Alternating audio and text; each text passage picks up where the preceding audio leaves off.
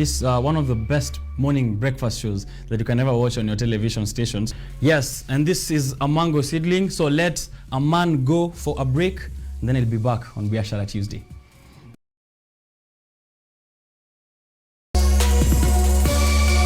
Right, asante sana. You remember that we had here Dennis Kimani some time back, who is the chairman of the Youth Green Society, yes. YGS. YGS, yes, that's the word I was trying to connect. Youth Green Society, you are the chairman there, and we had a conversation here just before you went for the green walk. The green walk. Yes, how did that go? I missed it. The green walk was okay. Yeah. We started as planned from Uhuru Park, where we had memorial for the late Wangari Maathai. After there, everyone joined the wagon, and we walked to Kilelesho as planned, where we were able to plant. We had 3,000 tree seedlings, but we couldn't plant all of them that day, so we planted half of it. Around 1,500 then. Yeah. Oh, that's a lot. That's a lot. There's an award that you have been nominated for, I am being told. Yes. What is that about? Can you maybe introduce us to that? The award was GoGreen Awards by Upcycling. I was part of the nominated people, where Upcycling was going to promote and award the person who has been green in last year. Yeah, the award is still on. I was seeing the judges has just been mentioned, and we are waiting that as they go, because we are so confident that Upcycling will not just take people who have voted. Right. And not look at the impact. But they'll go down and see the impacts. Because you have done so much so far from the conversations that we've had the last time and this time for the environment. And we are hoping that everyone can go green with the GoGreen Initiative that is being pushed by Dennis Kimani, who is the chairman, Youth Green Society. But now you are back here. You're telling us there's also a way. You not only ensure that we have forest coverage, we have enough trees that are around us, but you are telling us there's a way we can do that and also help save the environment. True. There's a lot of ways. Right, there's a lot of ways. Yeah. Let's begin with the ones that you've brought to us today. Okay.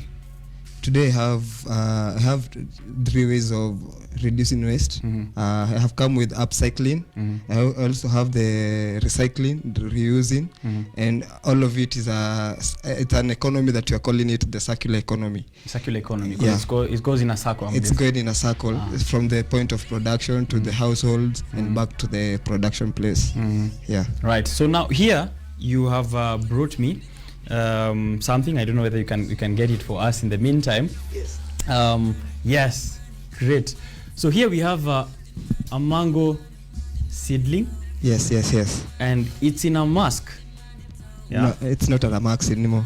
It's not a mask anymore. Yeah. So tell us about this particular innovation, if I can call it that. Well, it's so simple that COVID came with a lot of masks being thrown away, because I think averagely a person per week uses almost 3 masks, and when he buys another one, the 3 others become waste. So I came to think, why people throwing away this waste, and yet we can have an upcycling economy out of it. By upcycling, I mean the same mask that used money to make it can be used to make another thing that that is bought by money, but now you don't have to. Yes. Right. So you're using it to keep seedlings. We are putting seedlings there because we are trying to reduce the simple use plastics. These are the papers that we see seedlings in. They are still environmental hazardous. So if we plan to reduce them, we are going to save our environment in a very big percentage. So how does someone go around with this? Okay.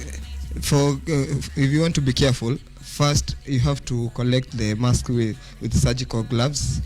You have to have the mask on, and then when you collect the mask, you wash them, and then you do the tailoring. How do you wash them? Where do you wash them at? For example, the ones that you've done so far. We wash them at Ruiru in our office. Yeah, we have a room where we have set aside for the washing. We are also doing this at Karen Village, where we also have another office, where we collect from those sides and also wash them from those sides, and there is where we have the tailoring machine. Oh yeah, there is also some nice tailoring that is happening here. So you are working with tailors, or you're doing it yourself? Because we are artists, we are Youth Green Society. We want to motivate people to be artisan. To be the previous person who was here is an innovator. We want people to use their ideas. So even in this seedling, you can this masking of the seedling, you can use the creativity you want. You can draw, you can do tie and dye, you can paint, you can do a lot of things on it, as long as it's creative. Right. Yeah. So this is one of those creative ways that you're saying that people can do to help save the environment, especially in this period where there's a lot of masks that are being disposed around. True. And people are not even taking care of the places they are. So what you're doing is people can go around, pick masks that have already been thrown away by careless people, and then turn a bad thing into a good thing like this. Yeah, that is totally upcycling. Right, so that's what you're calling upcycling. Yeah, it's the same as a mother in the house taking their old socks and turning them into baby leggings. You see, their socks, they're old, but they are good. But that's not the purpose they were meant to do. They are not the purpose they are meant to do. So or they're being cycled, but going up, Yeah, right. So it's like when they use the ice cream tin for kweka mbosho. Ama unaleta kwa nyumba unaweka sukari pale. You see, you're using it for another use, but it is economical. Yeah. So this is one of those things you're being told to do. Get yourself some of those masks that are lying around. You use probably like 1 mask a day, 7 a week, or even more for some of you who are very forgetful like myself. So you can get this nice sewing that is done on the side and do a seedling. And you said this can be done even in an urban environment where you can have this in a space that is limited. Yeah, actually I'm an urban and regional planner by profession. So I plan to make cities more appealing and more authentic. So we think that any city that is green is having urban green economy.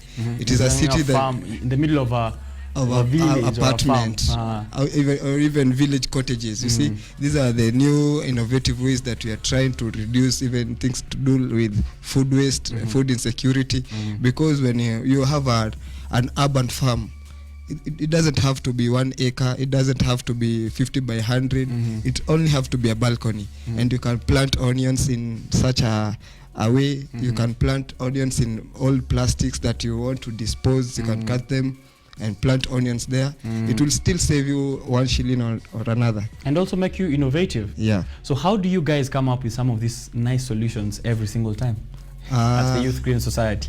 We are so actually, by Youth Green Society, we are motivated by environmental conservation. We want to reduce the climate change action. But now, the whole year has been chilly.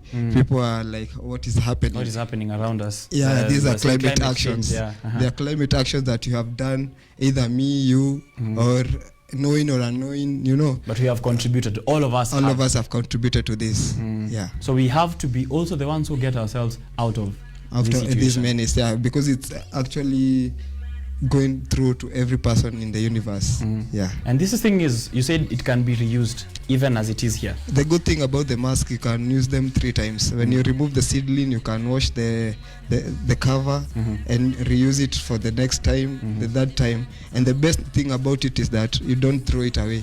You can bury it with the seedling. It will still it's an organic. This is organic. Yeah. All right. So if you're done with it, you can just dispose it in between the seedling itself. Yeah. What are some of the other things that we're looking forward from the Youth Green Society? Youth Green Society, we are having a program that is youth empowerment now. I told you that Youth Green Society is all about environmental conservation through youth empowerment. Right. We want to conserve our environment as we empower the youths, like the youths to innovate on ideas that can help save the environment. These are like the previous person I was talking about the machine which is using in agriculture. That is a good way of saving the environment and also being innovative at the same time. It can create food security and those kind of things. So in Youth Green Society, we believe that we shouldn't be job seekers. We should be job creators. And with this, we are having our Ymbc program. This is Mtaani Job Ni Mimi Ku Create, where we are saying you don't have to be employed. It is you and your idea to create your own job. What you need is mentorship, and we are good to go. How are you doing the Mtaani Job Ni Mimi Ku Create? It's a green startup where we are only actualizing on green environment and green job startups. So we are starting to, people are coming up, registering for the participation. Is it still open? It is open. No. We are taking 50-50 people cohorts because of the MOH regulations. Of course. You cannot take a large number. So the first 50 people, they will have their program. It's basically an innovation center where we are going to bring on board people like the Kenya National Chambers of Commerce and Industry. These are the people who have the capability to mentor the youths, because businesses are not just businesses because you have the permit. It is business because it also has mentors. It has mentors. It's making profit. And right. All of us knows that all businesses should be regulated by the Kenya National Chambers, but most of the youths in the Mtaani, they don't know they have no idea. They have no idea. So as Youth Green Society, we are taking this chance to be the bridge between these now, the organizations and the youth, at Mtaani. Right, that is, I didn't think that sensitizing of how the system looks like could be one of those things that youth need on the ground. Actually, youth don't need handouts or anything else. They need that mentorship. They need information. They need information, not handouts, because you won't feed me forever. You'll feed me tomorrow, but today and tomorrow, but the other day you'll be tired of me. But if you empower me, you give me you support my idea, I'll have food for next week and even the year to come. Right. So this is what you're calling the GoGreen Initiative. Yes. Right. Yes. How has it been so far? People are coming well. We are now going to do our first program in the mid next month, October. It will be at Kino. Actually, the good thing about it, we have decided we won't go to just fetching people from Mtaani. We'll go into the technical places, because innovation should come from the tech, and climate innovation should not be left for only the people in the office. Right. It should also be supported for the people at home, because maybe let's say about the landfills. They're not found in places in the offices. They are found in Mtaani. 100 meters a landfill is there. 100 meters a landfill is there. But if you empower the youth, like, you can make organic out of this food waste. This can be organic waste, organic fertilizer. It to use it elsewhere. Yeah, you can make new models from even the old furnitures in your house. You can have you remember Kitambo, the people had those big wardrobes that they were putting on their sitting rooms. The very ones big ones. With cutlery, sahani, TV in the middle. Yeah. Yes. They're no longer using that. But that is furniture that is waste. But if you use it well, innovatively, you can find something out of it. You can get something out of it. It can even be an office material, because at home you don't need to have so much expensive furniture in your office.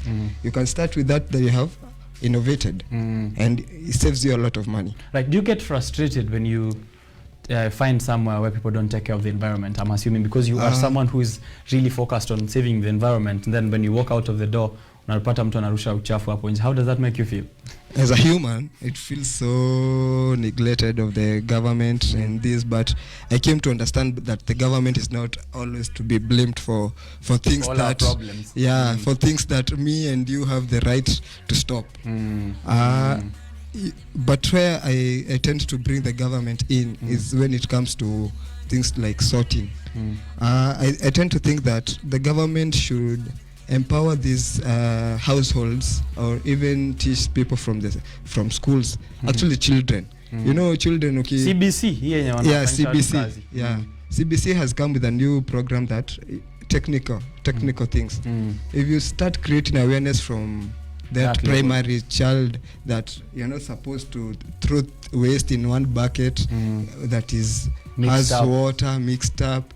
Others are, you should keep waste dry. These are things that the government should start from an early stage, even before they collect the waste from our apartments. People think that this is something really difficult, but there are countries all over the world which have been able to achieve this. It's not difficult, imagine.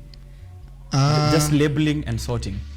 And exactly. sensitization of the people to make sure that they follow up on that one. Yeah, and empowering them to know the completely waste. The completely waste and the waste that is not completely waste. That can be recycled, you know. Right. There's a Coca-Cola bottle that you can be having in your house, but it's not a complete waste. It can go back to the company and be washed. And be used for something else. Yes, that is what now we are calling circular economy, where the company that is producing the waste at the first instance is also the one that will receive it back. Yeah. That is what now the circular economy is. And in between there's that creating the awareness by educating people on better waste management.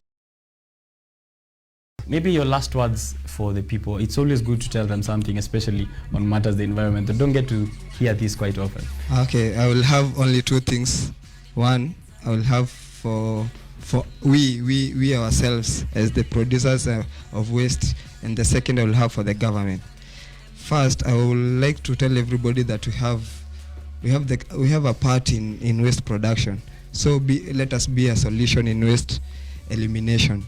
This is by sorting and knowing where your waste is, trying to get some money out of your waste, and this we are going to remove to eliminate the waste. The second thing, I would like to help the government by telling them to leverage the technology in waste management. Also involve youths. Youths have a lot of ideas. Like we also didn't tell you, we are coming up with a new machine. What's that? I was supposed to say this, but because there was an innovator here, you have to jump on the bandwagon. Yeah. We are coming up with an incinerator that will be also automated. It will be helping the governments, the private institutions, and hopefully to reduce the landfills by 70%. Allow me to just put it at that percentage. Yeah, that is okay. Okay, I'll come through when it's up so that I can take a look and maybe show our people. Yeah. Now that you're a resident person here. Thank you. That is Dennis Kimani, the chairman of the Youth Green Society. Wakona vitu mingi that are coming up. Make sure that you check them out all across social media platforms. Anasema it is a GoGreen Initiative. This is a mango seedling that is with a mask that has been recycled, so you can check that out. That's really innovative, and this one isn't like the other paper that you see on seedlings. This one is completely organic, right? That's what he said.